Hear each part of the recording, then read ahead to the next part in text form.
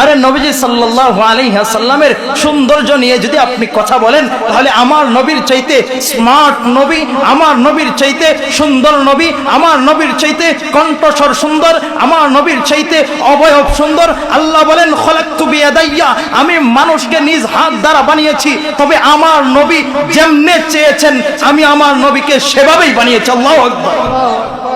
আমার নবীর সৌন্দর্য কেমন বন্ধু শুনতে চাও, তাহলে শোনো একটু। আমার নবীর সৌন্দর্য এটা পৃথিবীর কোন সৌন্দর্যের সাথে তাল নাই। আপনারা শুনেছেন ইউসুফ আলাইহিস সালামের সৌন্দর্য, এমন সৌন্দর্য ছিল মিশরের নারীরা তাদের আঙ্গুল কেটে ফেললো। আম্মা জান আয়েশা সিদ্দিকা রাদিয়াল্লাহু তাআলা আনহা বলেন, ও পৃথিবীর মানুষ শোনো, ইউসুফের জন্য তো মিশরের নারীরা নিজেদের আঙ্গুল কেটে ফেলছে। ওই নারীরাই যদি আমার স্বামী মুহাম্মদে আরবি সাল্লাল্লাহু আলাইহি ওয়াসাল্লামকে দেখতো, তাহলে ওই নারীরা আঙ্গুল না, তারা তাদের কলিজা পর্যন্ত কেটে ফেলতো। আল্লাহু আকবার। আমার নবীর সৌন্দর্য আপনি দেখতে চান, আমার নবীর সৌন্দর্য আপনি শুনতে চান, আরে শুনেন একটু বলেই দেই, যেহেতু প্রসঙ্গ চলে আসছে। আমার নবীর সৌন্দর্য কেমন ছিল? সাহাবী একজন মসজিদের মধ্যে ঢুকবেন, আপনাদের মসজিদের সামনে যেরকম মসজিদ, এইরকম আপনার মসজিদে নববীর মধ্যে ঢুকবেন, চাঁদের রাত, চাঁদ ঝলমল ঝলমল করতেছে, আমার নবীকে দেখেন। সাহাবী মসজিদের মধ্যে ঢুকবেন, মসজিদের বারান্দায় এসে দাঁড়িলেন, দাঁড়ায় দেখেন মসজিদের মেহরাবের মধ্যে এমন এক চাঁদ বসে আছে, আরেক চাঁদ আসমানের দিকে, একবার মসজিদের দিকে তাকাই, আরেকবার আসমানের দিকে তাকাই, একবার মসজিদের দিকে তাকাই, আরেকবার আসমানের দিকে তাকাই। পরিশেষে ওই সাহাবী চিৎকার মেরে বলে, আল্লাহু আকবার, আমি আল্লাহর জাতের কসম খেয়ে বলতেছি, আমার নবীর চাইতে সুন্দর ওই চাঁদ হতে পারে না, চাঁদের চাইতে সুন্দর আমার নবী। আল্লাহু আকবার। আমার নবীর সৌন্দর্য আপনি আরো শুনতে চান, শুনেন। আম্মা জান আয়েশা সিদ্দিকা রাদিয়াল্লাহু তাআলা আনহা বলেন, আম্মা জান বলেন যে আমার ঘরের মধ্যে, প্রত্যেক পৃথিবীর মধ্যে প্রতিদিন একটা সূর্য ওঠে। যেই সূর্য কোন দিক থেকে ওঠে? পূর্ব দিক থেকে প্রত্যেকদিন সূর্য ওঠে। আরে আমার ঘরে একটা সূর্য ওঠে, যেই সূর্য আপনার আমার ঘরে এশার রাত্রিতে এশার নামাজের পর উদিত হয়। এই সূর্যের পাওয়ার কেমন? ওই সূর্য যখন উঠে যায় তখন আমার ঘরের মধ্যে আর অন্ধকার থাকে না। এই সূর্য যখন আমার ঘরে প্রবেশ করে, তখন আম্মা জান বলেন, আমি আপনার শুয়ের মাথার মধ্যে আমি ওই সূর্যের তাপে, ওই সূর্যের আলো দিয়া আমি কি করতে পারি? আমি শুয়ের মধ্যে সুতা লাগাইতে পারি। আল্লাহ, আমার নবী কেমন সৌন্দর্য! তাহলে বন্ধু তুমি বলবা যে আমার নবীর চাইতে তুমি ফ্যাশনওয়ালা, তুমি বেশি হয়ে গেছো, আমার নবীর সৌন্দর্যের চাইতে তুমি সৌন্দর্য বেশি প্রদর্শন করছো। যদি আমি বলি বন্ধু না, আমার নবীর চাইতে সুন্দর পৃথিবীর মধ্যে আল্লাহ কোনো মানুষ বানান নাই, আর জীবনে বানাবেন না, কিয়ামত পর্যন্ত বানাবেন না, আর কোনোদিন বানাবেন না। আমার নবী যেমন চেয়েছেন তো আল্লাহ তেমন বানিয়েছেন। আমার নবীর চেহারার দিকে যদি কোনো কাফের মুশরিক বেঈমানও চাইতো, তাহলে আমার নবীর চেহারা থেকে তার চোখ ফেলতে পারতো না, এমন চোখ ধাঁধানো সৌন্দর্য আল্লাহ আমার নবীকে দিয়েছিলেন।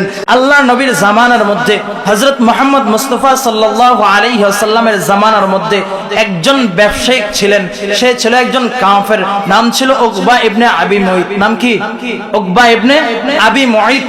আপনি উকবা এতটুকু মনে রাখেন যে উকবা নাম কি ছিল? উকবা বিশাল এক বড় ব্যবসায়ী ছিল। মক্কার মানুষদের কাজই ছিল ব্যবসা করা, তারা এখনো ব্যবসায়ী করে।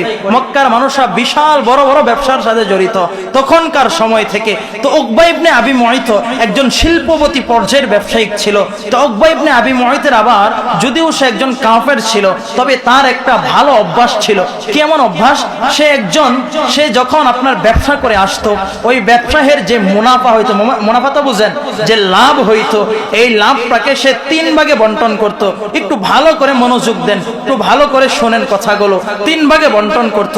1 ভাগ নিজের জন্য রেখে দিত, আরেক ভাগ আত্মীয় স্বজনের মধ্যে বিলীন করে দিত। যারা গরিব আছে, যারা মিসকিন আছে, যারা দরিদ্র আছে, তাদের মধ্যে বিলীন করে দিত। আরেক ভাগ সে আরেকটা কাজ করত। এটা হচ্ছে মক্কার মধ্যে যারা ভালো মানুষ, যারা পরহেজগার, যাদেরকে তার ভালো লাগে, যাদেরকে মক্কার মানুষ মর্যাদা সম্পূর্ণ মনে করে, তাদেরকে সে দাওয়াত করে করে খাওয়াতো। সুবহানাল্লাহ। তো এবার উকবা ইবনে আবি মুঈত সে আপনার ব্যবসা করে আসলো, আসার পরে ভালো মুনাফা হয়েছে। তার আপনার সিস্টেম অনুযায়ী, নিয়ম অনুযায়ী সে আপনার কি করলো? সে এই তার টাকাকে 3 ভাগে ভাগ করে ফেললো। 1 ভাগ নিজের জন্য রেখে দিল, আরেকবার আত্মীয় স্বজনের মধ্যে বন্টন করে দিল, আরেক ভাগ সে আপনার ভালো মানুষ যারা তাদেরকে সে খাওয়াবে। এবার উকবা ইবনে আবি মুআইত বড় চিন্তায় পড়ে গেল। সে মক্কার মধ্যে ভালো মানুষ খুঁজে, যে মক্কার মধ্যে ভালো মানুষ কে আছে, তাই তো তিনি দেখলেন যে উকবা ইবনে আবি মুআইত মক্কার মধ্যে আল্লাহর নবীর চাইতে ভালো মানুষ আর কেউ নাই। বলেন না আল্লাহু আকবার। আল্লাহর নবীর চাইতে ভালো মানুষ আর কেউ নাই। তিনি দাওয়াত করলেন, আল্লাহর নবীকে গিয়ে বলতেছেন, ইয়া রাসূলুল্লাহ, ইয়া হাবিবাল্লাহ, আগামী কালকে আপনি আমার বাড়িতে অমুক সময়ে আপনি আপনার সঙ্গীদেরকে নিয়ে আমার বাড়িতে কয়েকটা খাবার খাবেন, কয়েকটা খানা খাবেন।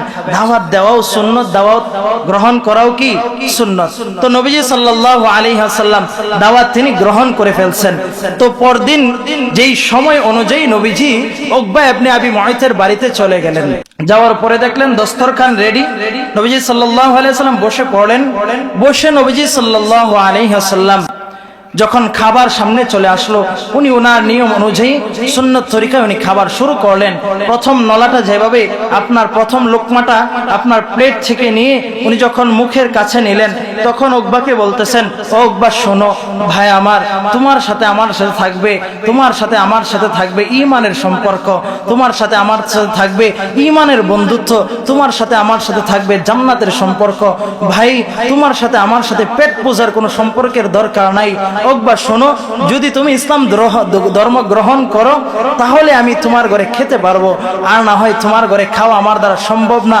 এবার উকবা ইবনে আবি মুআইত বলতেছে, ও নবী, এটা কোনো বিষয় হইল?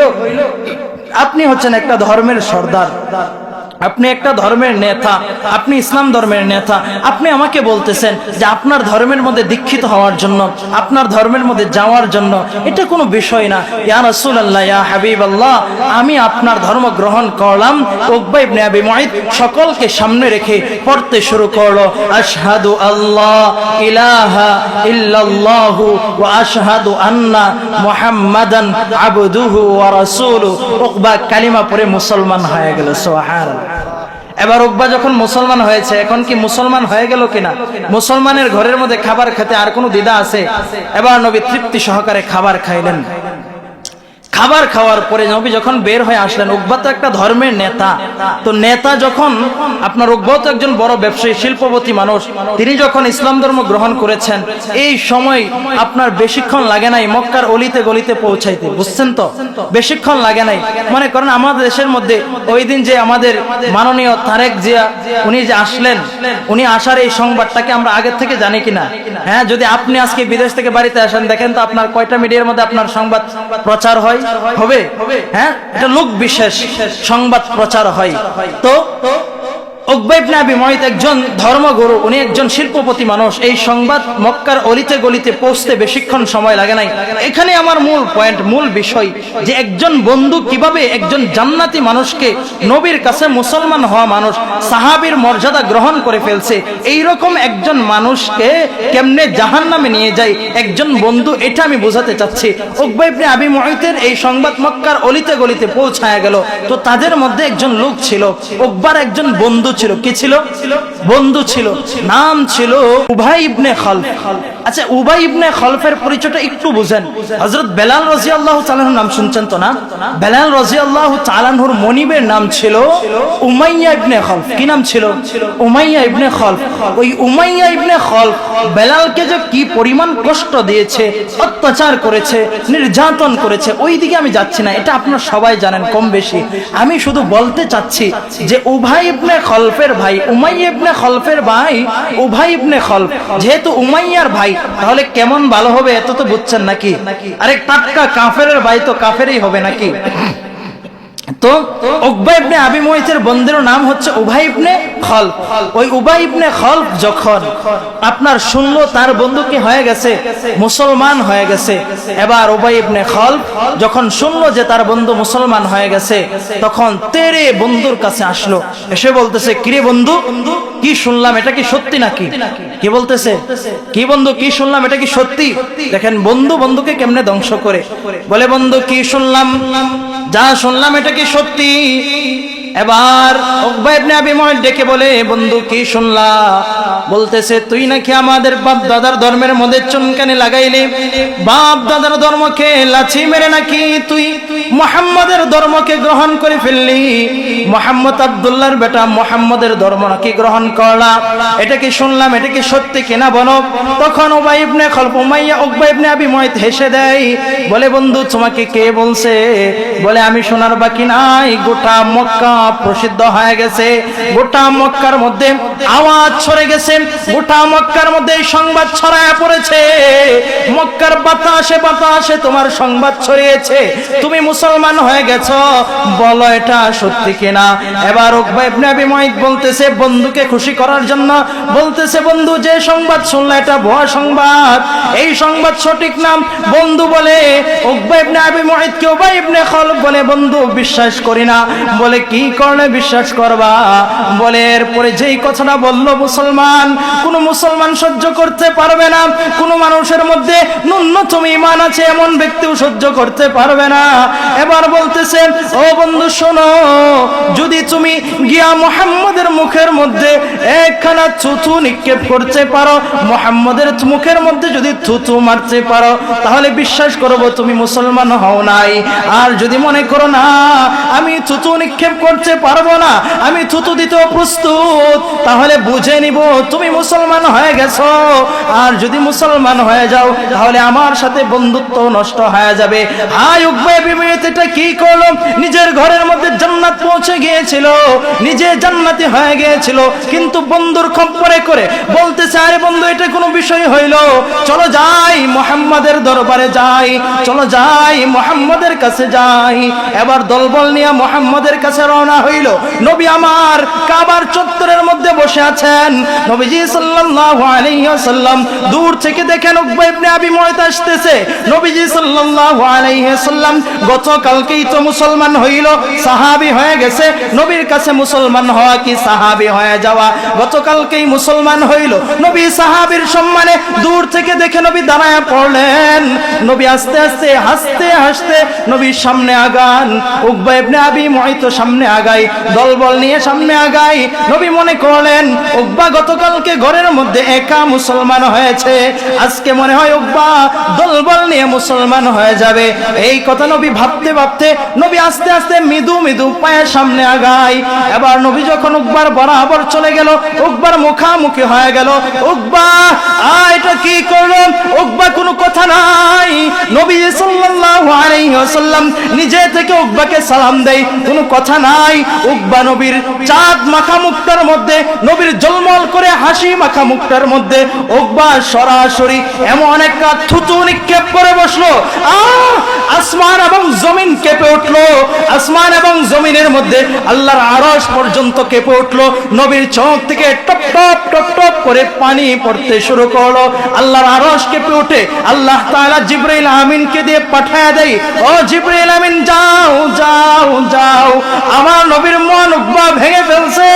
নবীর পানি যদি এই ঘাসের মধ্যে জমিনের মধ্যে পড়ে যায়, নবীর পানি যদি জমিনের মধ্যে পড়ে যায়, এই জমিনের মধ্যে ফসিল তো হবে না, একটা ঘাসও জন্মাবে না। ও জিবরাইল যাও যাও যাও, সান্ত্বনার বাণী নবীকে শোনায় দাও। আমি যে সূরাতুল ফুরকানের 2টা আয়াত তেলাওয়াত করেছিলাম, আল্লাহ তাআলা জিবরাইল আমিনকে দিয়ে ওই 2টা আয়াত দিয়ে পাঠিয়ে দেন। জিবরাইল আমিন মুহূর্তের মধ্যে নবীজির দরবারে চলে আসলেন। এসে আবার নবীকে বলতেছেন, ও নবী আপনি কষ্ট পায়েন না, আপনি কষ্ট পায়েন না গো নবী, এই সমস্ত জালেমদেরকে আল্লাহ কিয়ামতের ময়দানে এমন শাস্তি দিবেন যে এরা শাস্তির কারণে পাগল হয়ে যাবে। আল্লাহ আয়াত দিয়ে পাঠিয়ে দিলেন, ওয়া ইয়াউমা ইয়াউদ্দু যালিমু আলা ইয়াদাইহি ইয়াকুলু ইয়া লাইতানি ইত্তাখাযতু মা'আর রাসূল সাবিলা মা'আর রাসূল সাবিলা ইয়া ওয়াইলাতা লাইতানি লাম আত্তাখিয ফুলানান খলিলা। আল্লাহ নবীর কাছে আল্লাহ আয়াত দিয়ে পাঠিয়ে দিলেন। আল্লাহ নবী এসে আল্লাহ জিবরাইল এসে আল্লাহ নবীকে শোনান, ও নবী আপনি কষ্ট পায়েন না।